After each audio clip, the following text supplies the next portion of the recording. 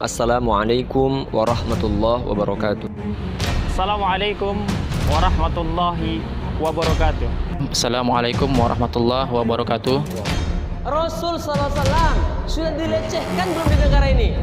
Al-Quran sudah dilecehkan belum di negara ini? Pesan mereka selama kita masih belum ikut billah mereka.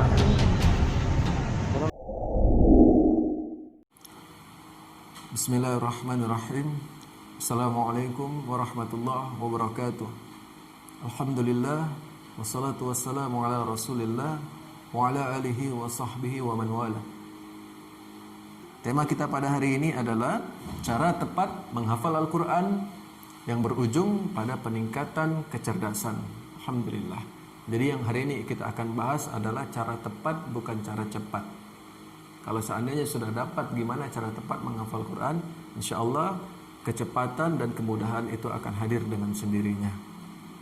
Langsung saja teman-teman boleh sediakan alat tulisnya seperti pulpen dengan kertas untuk mencatat. Kita masuk yang pertama. Yang pertama adalah niat. Usahakan niatkan menghafal Quran itu karena Allah, karena ingin mencari keridhaan Allah untuk memasukkan kita ke dalam surganya Allah dengan hafalan yang kita hafalkan, dengan Al-Quran yang kita hafalkan sekarang. Perkara niat ada di Quran surah ke-98 Al-Bayyinah ayat ke-5. Wa ma umiru illa liya'budullaha mukhlishina lahuddin hunafa.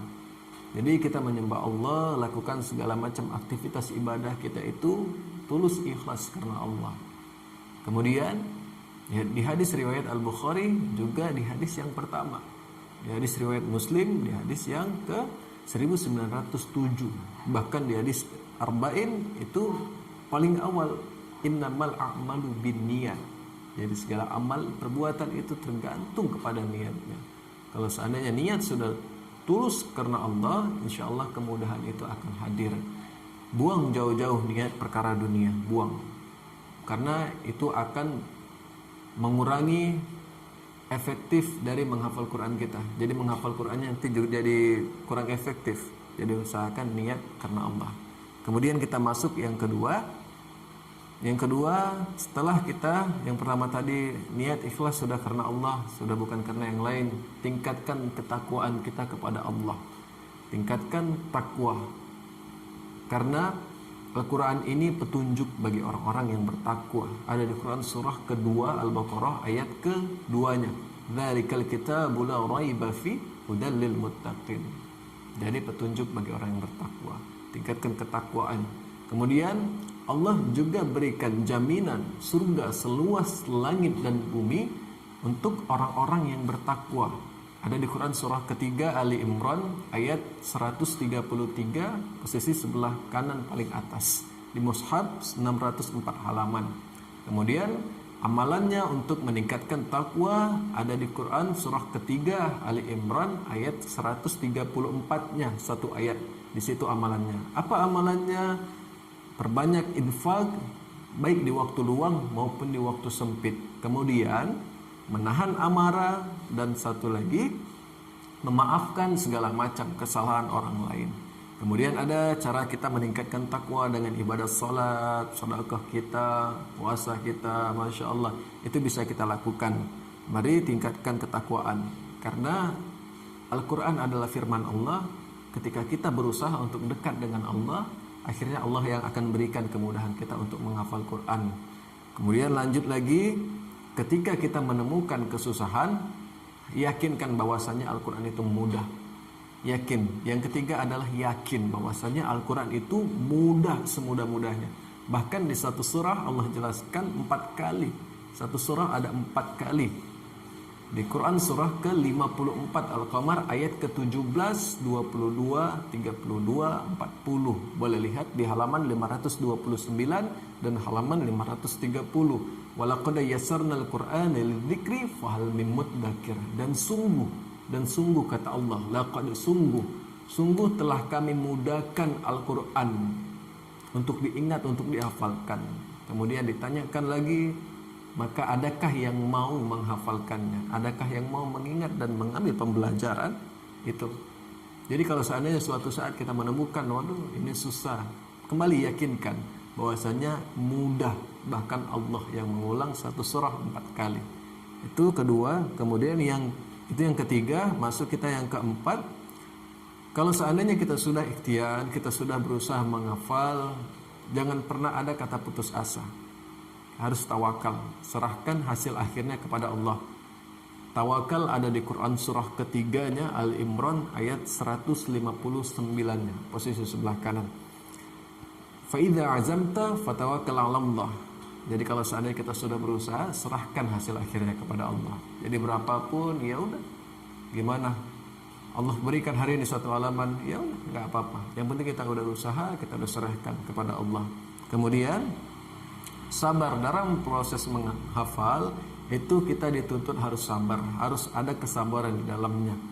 Kalau seandainya para penghafal Quran sudah tidak sabar, dikhawatirkan jadi nggak istiqomah dalam menghafal, jadi berhenti menghafalnya, jadi nggak semangat lagi. Usahakan kesabaran ini, harus ditanamkan kesabaran, karena Allah bersama orang-orang yang sabar. Ada di Quran surah kedua Al-Baqarah ayat 153, posisi sebelah kanan paling bawahnya. Innallaha ma'as sabirin. Allah bersama orang-orang yang sabar.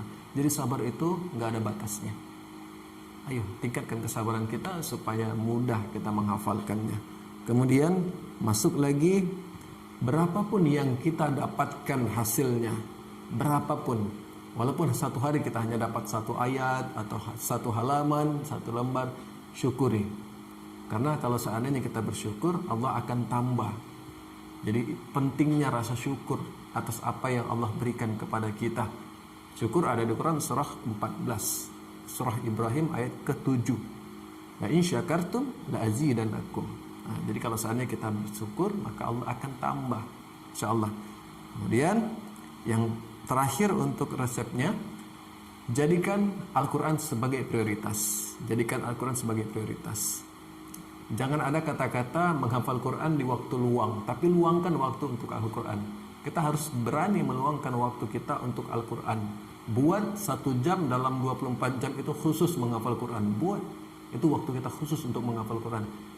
Bukankah kita bekerja, kita jadikan pekerjaan kita prioritas, masuk kerja jam 8, jam 6, jam 7 kita sudah siap-siap. Artinya pekerjaan itu kita jadikan prioritas. Al-Quran juga begitu, jadikan prioritas supaya mudah hafalan itu masuk. Harus ada waktu kita untuk Al-Quran. Dunia sudah 8 jam, 12 jam bahkan. Kenapa untuk Al-Quran 1 jam, 2 jam kita tidak bisa memberikannya? Itu kembali ke diri kita masing-masing. Itu beberapa resepnya. Kemudian ada beberapa hubungan yang harus kita bangun. Salah satunya dekatkan diri kepada Allah. Kunci untuk meningkatkan kecerdasan kita.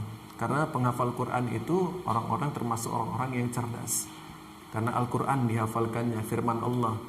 Kita sudah survei kepada teman-teman kita yang mahasiswa, yang pelajar, ketika mereka menghafal Quran, ada peningkatan dalam belajar. Karena mereka sudah terbiasa menghafal. Jadi dekatkan diri kepada Allah. Dekatkan lagi kepada Allah. Kemudian yang kedua, berbakti kepada orang tua. Karena di sini pentingnya banyak minta doa kepada orang tua supaya Allah berikan ridha untuk kita menghafal Quran. Berbakti kepada orang tua. Dan yang ketiga, hormati guru-guru kita, ustadz-ustadz kita, tuan-tuan guru kita, Masya Allah. Hormati, dan jangan ada sedikit pun prasangka buruk kepada guru-guru kita. Karena dikhawatirkan kalau seandainya ada prasangka buruk, tidak ada keberkahan ilmu yang kita dapatkan. Begitu teman-teman ya.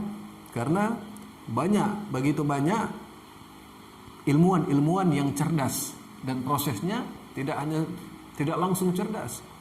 Ada proses, yaitu menghafal Al-Quran. Kita ambil, ada beberapa ilmuwan muslim yang cerdas dan termasuk penghafal Al-Quran. Salah satunya adalah Ibnu Sina, atau di barat sana disebut dengan Avicenna. Kemudian ada Al-Khawarizmi, kemudian ada Al-Farabi, ada Ibnu Jahir Al-Hayyan, kemudian ada juga Ibnu Jazari. Jadi Ibnu Sina itu hafal Al-Quran 30 juz dalam usia 10 tahun. 30 juz dalam 10 tahun. Masya Allah. Jadi banyak ulama-ulama begitu. Bahkan ada ulama-ulama dulu, para sahabat itu menghafal Quran 5 ayat, 10 ayat diamalkan baru lanjut. Jadi sebenarnya manusia tidak ada yang bodoh. Manusia tidak ada yang bodoh. Cerdas, jenius, hanya lambat. Tidak ada yang bodoh. Bahkan tingkat kecerdasan itu 90%.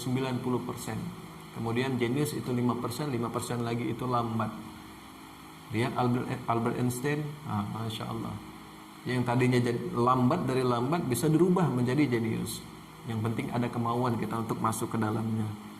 Dan insya Allah teman-teman kita berusaha untuk menghafal Quran, karena salah satunya penghafal Quran itu dapat meningkatkan kecerdasan. Insya Allah. Jadi mungkin itu saja. Untuk teman-teman yang ingin bertanya, mungkin bisa bertanya. Tadi saya rasa sudah dijabarkan secara detail. Kemudian kalau mau bertanya tentang masalah menghafal Quran, silahkan bertanya. Mungkin ada masalah-masalah ketika menghafal Quran, itu kita insya Allah kita akan berikan solusi. Dan untuk teman-teman sedikit informasi, selesai Ramadan nanti, kalau ada yang ingin ikut program, kita ada program 100 hari hafal Quran secara detail. Kemudian ada program 1 tahun hafal Quran secara detail. Insya Allah kita akan buat. Terus pantau informasinya. Nanti insya Allah kita akan buat itu gratis. Kita tidak ada pungut biaya spesial pun. Kita tidak mau ada transaksi dengan Al-Quran. Jadi kita usahakan kita gratiskan saja. Buat teman-teman yang ingin ikutan, boleh nanti chat ke WA ini atau nanti di Instagram boleh dicek. Ya mungkin itu saja sedikit info. Ayo bismillah kita niatkan, kita ajak teman-teman, saudara dan keluarga kita untuk berusaha menghafalkan Al-Quran. Mungkin itu saja. Segala yang baik datang dari Allah, dan yang kesalahan itu datang dari saya. Mohon maaf, kepada Allah saya mohon ampun. Billahi taufiq wal hidayah. Wassalamualaikum warahmatullahi wabarakatuh.